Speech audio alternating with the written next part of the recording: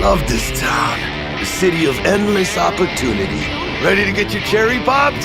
Yeah, come on! With the release of Cyberpunk 2077 hopefully just a few months away, the hype for the game is growing to full-on fever pitch levels now, and after watching a lot of the gameplay footage, it's pretty easy to see why. The game is potentially going to be one of the best of the generation, if not the best of the generation, and depending on what you're into, it could even surpass what I believe is the current best game of the generation, another game developed by the same company, The Witcher 3. Now, I know a hell of a lot of people are already well on board this hype train, and we all know there ain't no getting off of this train we're on. But some of you might be asking, why? What's the big deal? And you might not be quite on the hype train yet.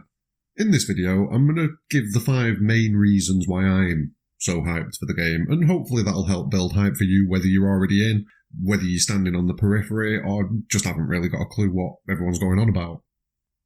Don't forget to smash a like on the video and subscribe to the channel, but without any more messing about, let's get to it. The first thing we need to talk about here is the game's developers, CD Projekt Red.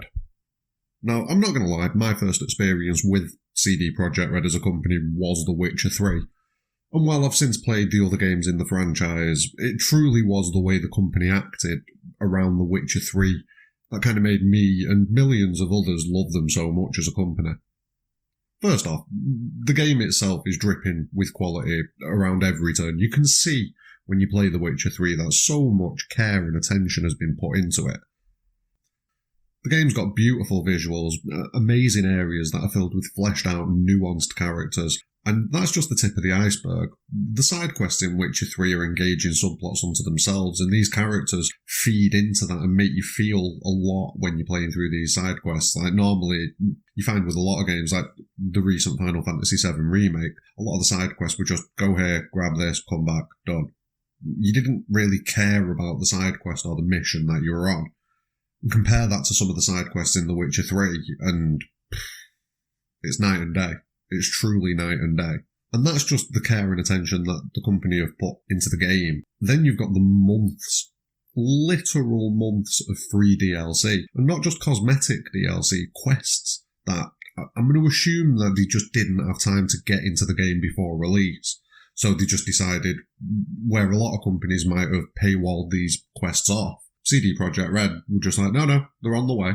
And it was the perfect decision. But then the paid DLC drops. And for a welcome change, they were so well priced and value for money that it puts pretty much every other DLC that I have ever owned to shame.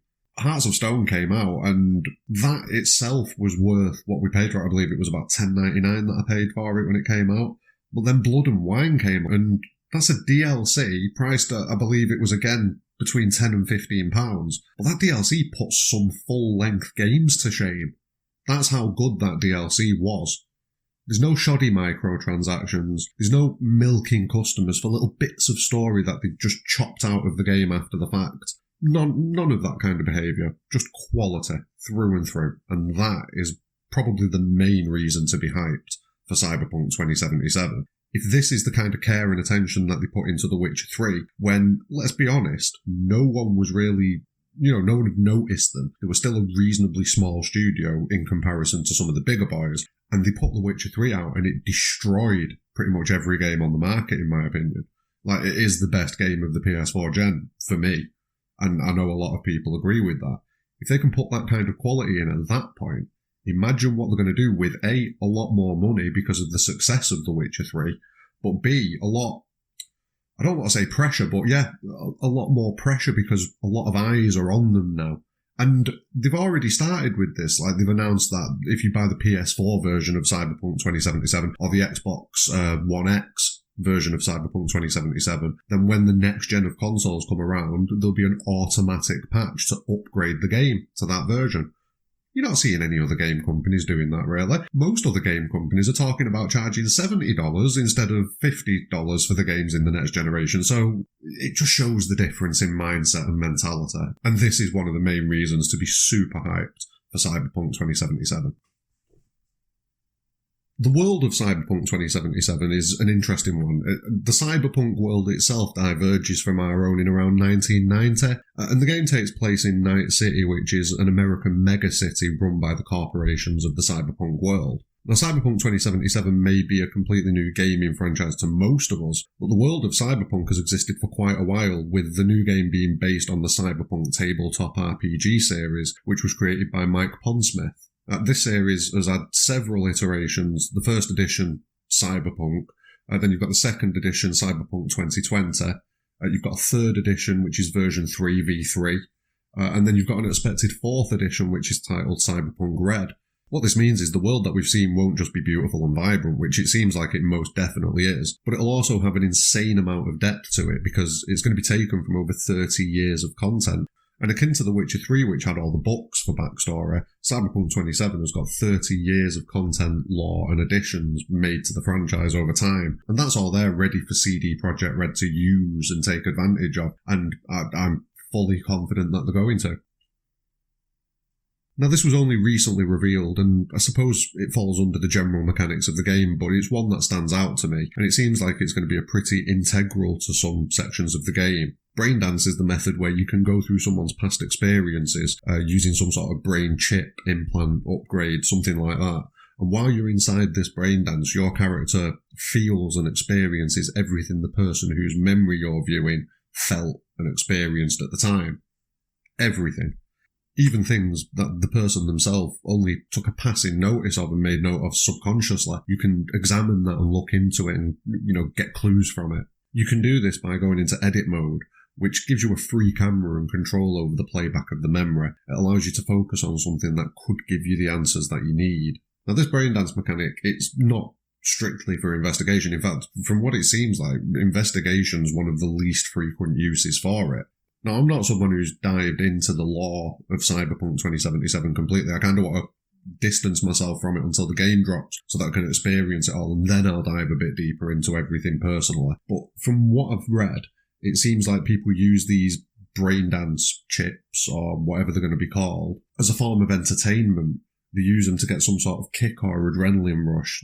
And this is in numerous ways. It's being used for things like gaming and entertainment, but there's also a black market for memories that would be a bit more difficult to get a hold of. And I believe in one of the trailers that we saw, it says something about how a flatliner is one of the most expensive and most sought after memories because it gives you that adrenaline and feeling of just dying. That kind of thing. And it seems like it's almost akin to a drug, allowing the user to escape into someone else's experience rather than some sort of hallucination like you'd get with things that we have in our world.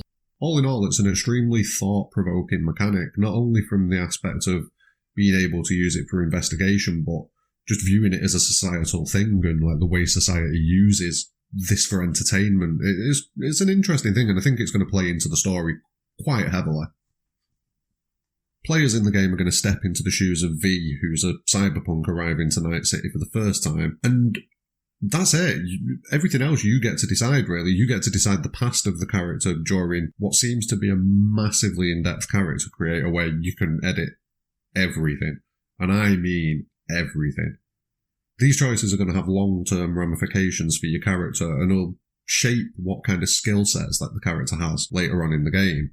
But that's not the end of the choices. Choices seem to be integral to how this game plays out, affecting the numerous stories that you'll find yourself tangled up in as you play through the game.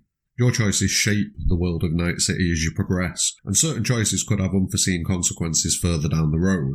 You'll also have the ability to customise your character with augments, which will give you even more scope to alter the character's playstyle, your build, your specialties, and really immerse yourself in the game. It seems like every single aspect of player choice is covered, which is a bit different to what we got in The Witcher 3, because obviously in The Witcher 3 you've got a fixed character, you've got Geralt, and Geralt's already an established character in that world, so while it is still an extremely good role-playing game, you don't get that blank slate to work with, whereas in this you are going to get that blank slate, and it's going to be a really interesting difference to how The Witcher 3 worked, and I can't wait to see how CD Projekt Red have managed to implement it and get it across, and I think it could end up potentially being better than The Witcher 3, but that's something that only time will tell. You're breathtaking! Now, people's minds were blown when Keanu appeared on stage at E3 2019 and was revealed to be a character in the game. But it seems that since this point, his involvement's only grown over time. CD Projekt Red have since revealed that Keanu Reeves' Johnny Silverhand character actually has more lines of dialogue than any character in the entirety of Cyberpunk 2077 other than the main character.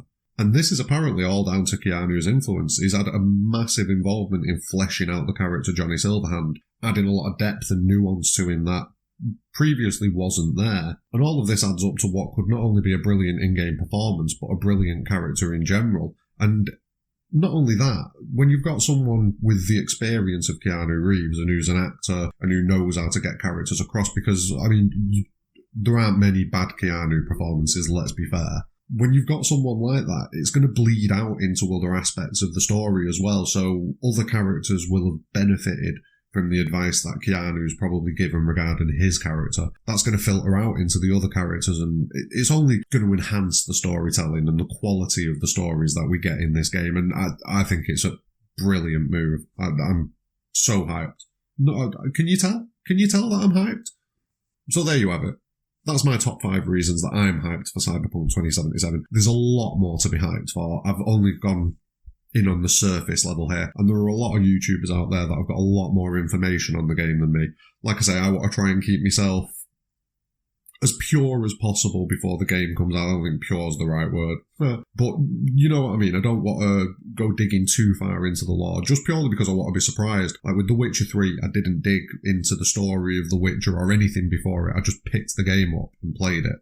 And if I can do that again with Cyberpunk and get into another franchise that's phenomenal and has great depth, then CD Projekt Red are just doing me a service over and over again, aren't they? But what about you? Are you hyped for the game, or are you still indifferent to it? And if you are hyped for it, what's the thing that's hyping you up the most? What's the thing that you're anticipating and looking forward to more than anything? Drop your thoughts in the comments below. Don't forget to like and subscribe. And more than anything, have a great day.